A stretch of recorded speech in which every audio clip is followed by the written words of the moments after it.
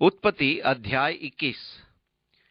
यहोवा ने जैसा कहा था वैसा ही सारा की सुधि लेकर उसके साथ अपने वचन के अनुसार किया। उत्पत्ति 21 का पहला पद। ये बात मुझे बड़ी अच्छी लगती है। जैसे यहोवा ने कहा था अपने वचन के अनुसार। ये पद मेरे मन में तीर की तरह लगा है और मैंने अपनी बाइबल में इसे रेखांकित कर लिया है, क्योंकि ये मेरे मन में कुछ करता है। यहोवा ने जैसे कहा था वैसे ही किया। सारा की सुधि लेके प्रभु अपने वचन पर अटल बना रहा। प्रभु अपनी प्रतिज्ञा के विषय में विश्वास योग्य है। हो सकता है कि वो इसे इतनी जल्दी पूरी ना करे जितनी जल्दी हम चाहते हैं। आपको मालूम है, परमेश्वर की प्रतिज्ञा करने के बाद इब्राहिम को 13 वर्षों तक प्रतीक्षा करनी पड़ी थी, जबकि वो दिन प्रतिदिन बूढ़ा होते जा रहा था। परंतु जैसे कि प्रभु सारा के पास आया और जैसे उसने कहा था वैसे ही किया।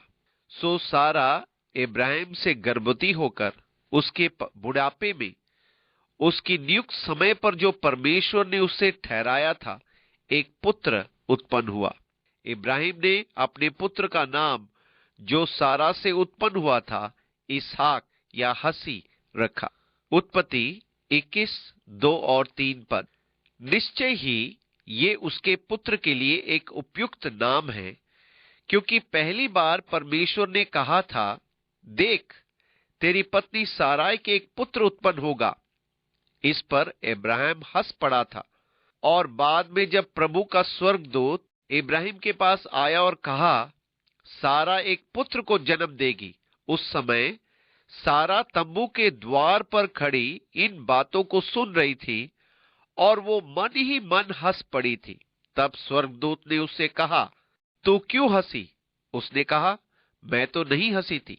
नहीं, तू हंसी तो थी। इसलिए जब बच्चे का जन्म हुआ तो उसका नाम हसी रखा गया। इसहाक का अर्थ है हसी। और जब उसका पुत्र इसहाक 8 दिन का हुआ तब उसने परमेश्वर की आज्ञा के अनुसार उसका खतना किया। जब इब्राहिम का पुत्र इसहाक उत्पन्न हुआ तब इब्राहिम 100 वर्ष का था और सारा ने कहा, परमेश्वर ने मुझे प्रफुल्लित किया है, इसलिए सब सुनने वाले भी मेरे साथ प्रफुल्लित होंगे। फिर उसने ये भी कहा, क्या कोई भी इब्राहिम से कह सकता था कि सारा लड़कों को दूध पिलाएगी?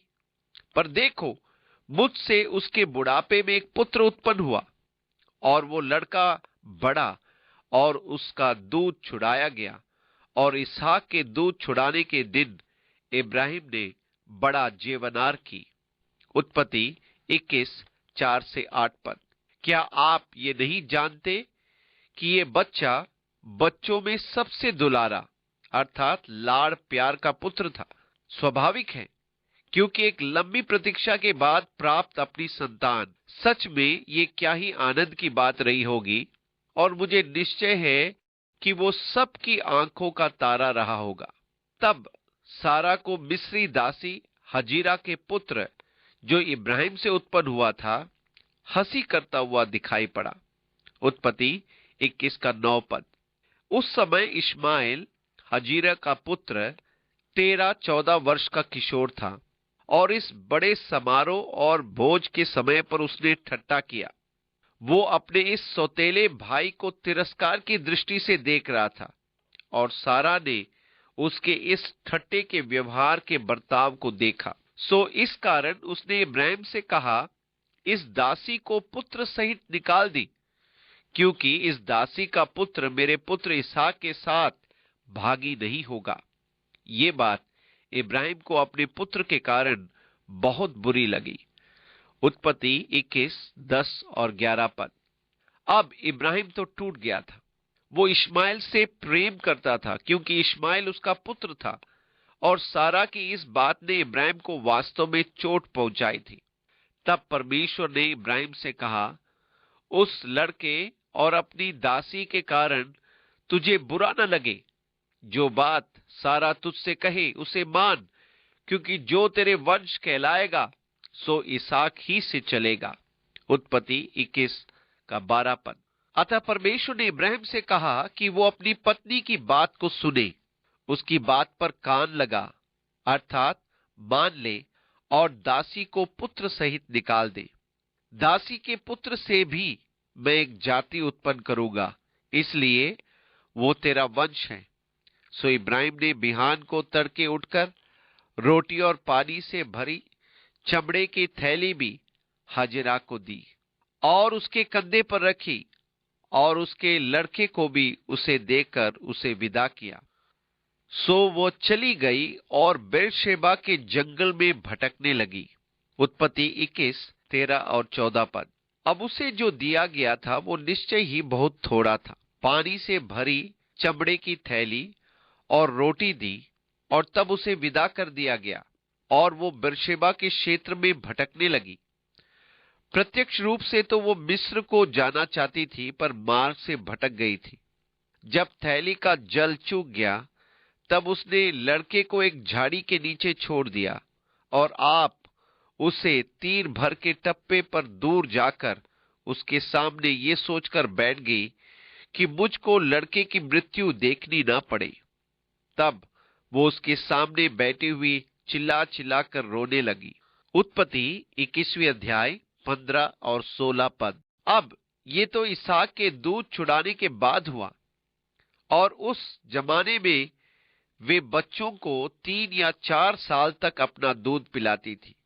इसलिए अनुमान लगाया जा सकता है कि इस समय इश्माइल की आयु लगभग 16 वर्ष की रही होगी। परंतु रेगिस्तानी जंगल में पानी की कमी के कारण वो मूर्छित हो गया था।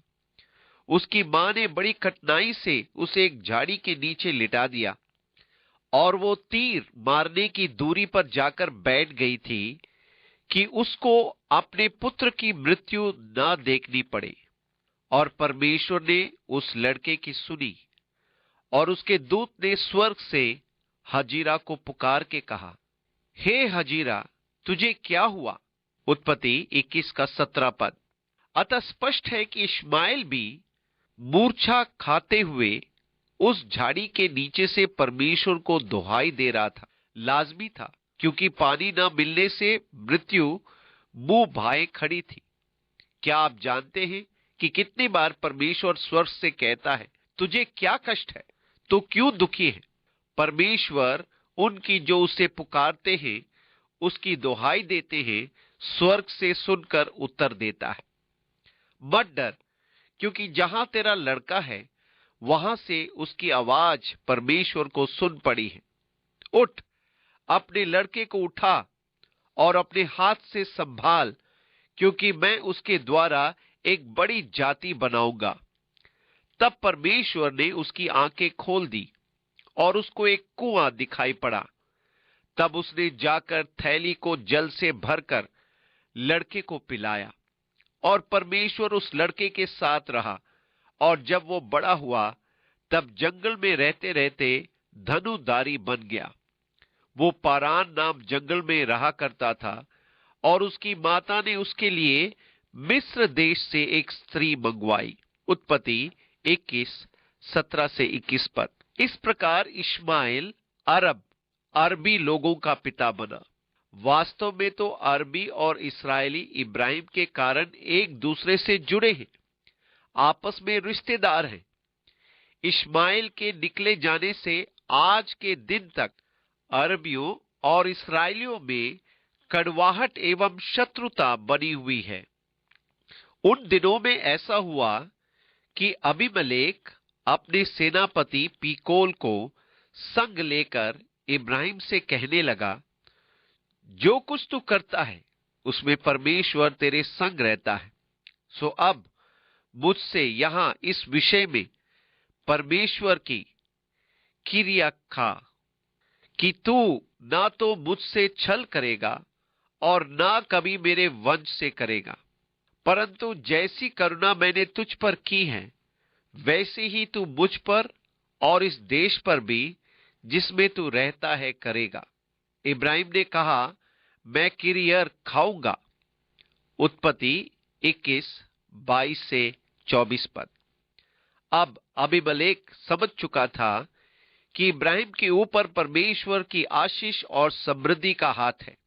इसी कारण वो भयभीत होने लगा। ना जाने भविष्य में क्या हो, मेरे नाती पोतों का क्या होगा। परमेश्वर द्वारा ये पुरुष निरंतर आशीष पाता और महान होते जा रहा है।